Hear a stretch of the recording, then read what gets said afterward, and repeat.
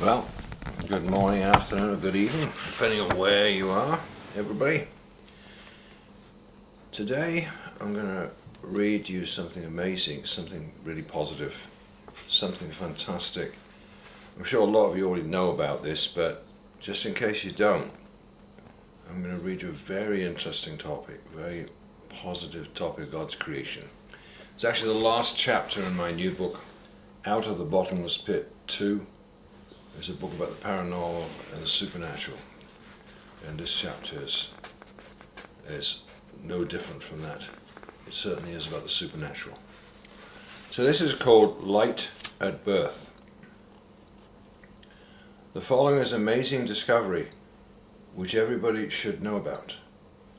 We're told by science that there's no soul, and we're but a bag of chemicals living on a piece of chance rock, and that we are of no consequence in their bigger picture of things. I think they see most people as cockroaches. However, most of us know that, as in most things, we've been lied to by the powers that be, and their media, as well as their science, in almost all areas of society. Fortunately, there are honest scientists and those who want the public to know the truth, and that there is a God of the universe, and that our planet is unique and beautiful, and each one of God's creations are very important to Him. God is the spirit of love itself. Finally, scientists can detect the moment the soul of a human or other creature receives a spirit of life from the hand of God. Genesis 2:7.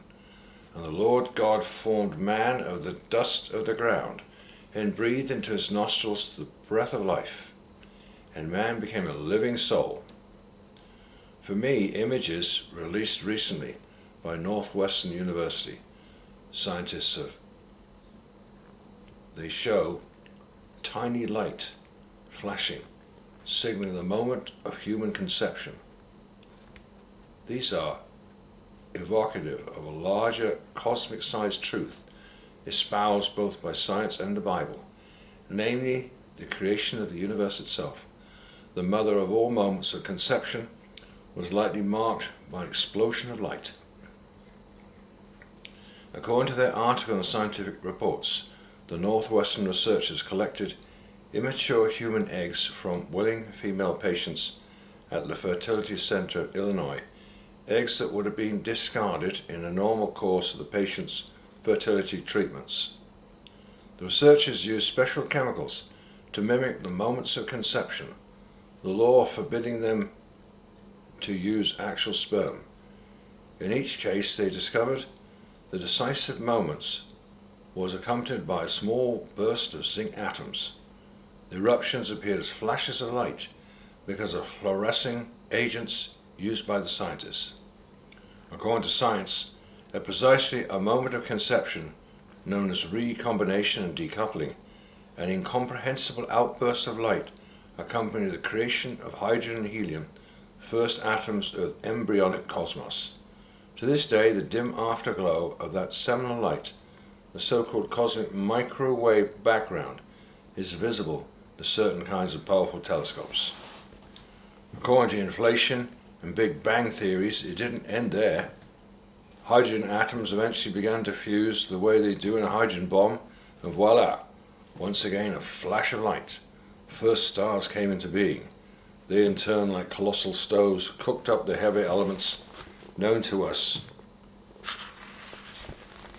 today, including the zinc atoms that explode like fireworks every time a human being is conceived.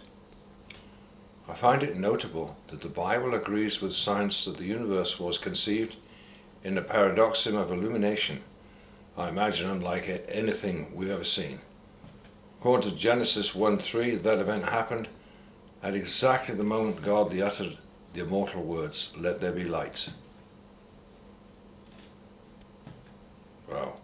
The Bible's explanation of things goes even further by actually assigning a sacred status to light. In 1 John 1:5, light is identified with the Creator Himself.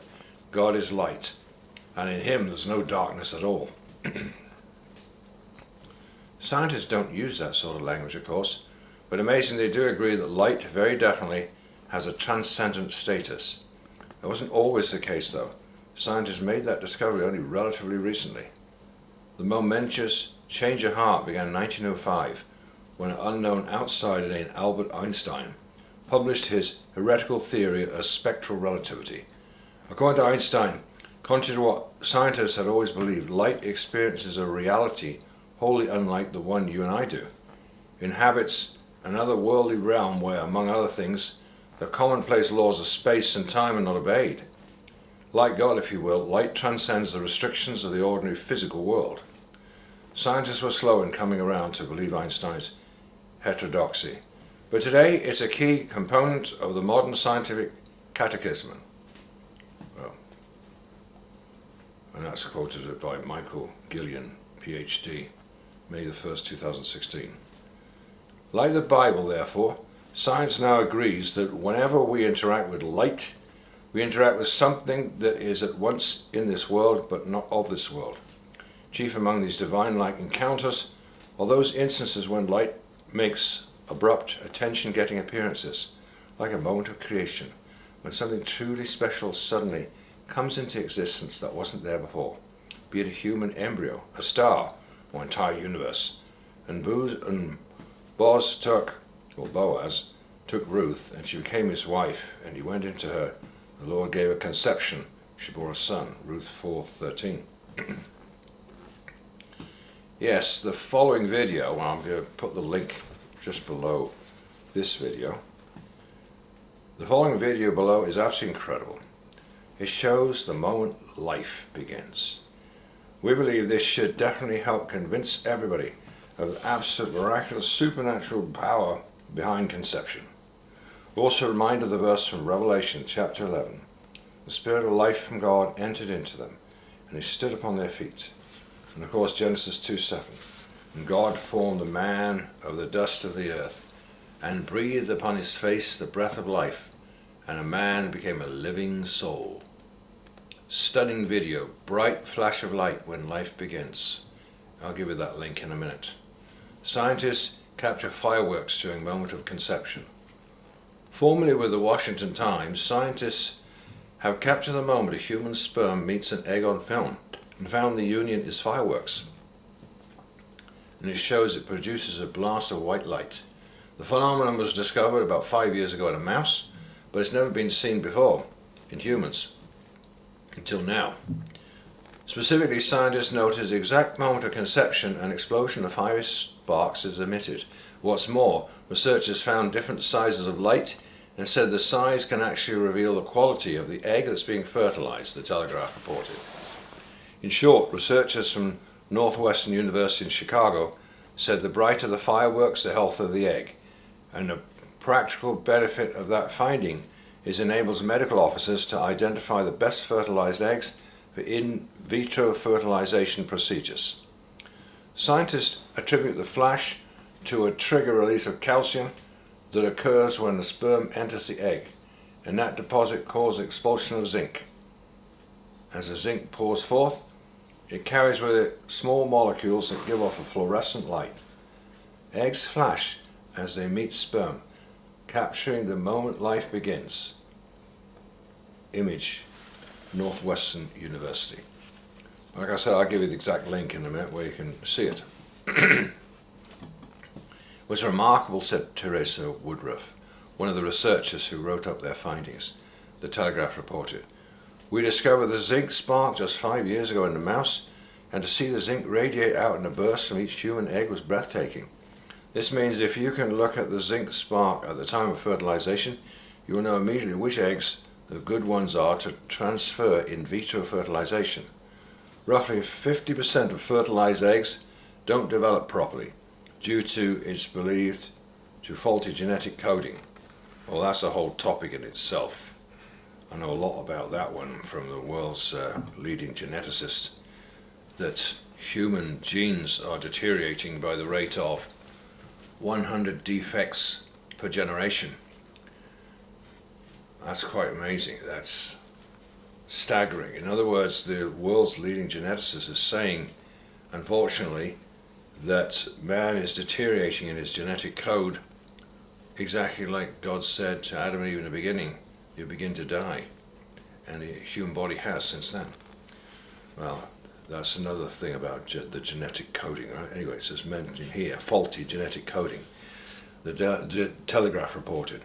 Clinics currently can check for genetic mutations via some invasive procedures, but the procedures alone could damage the egg.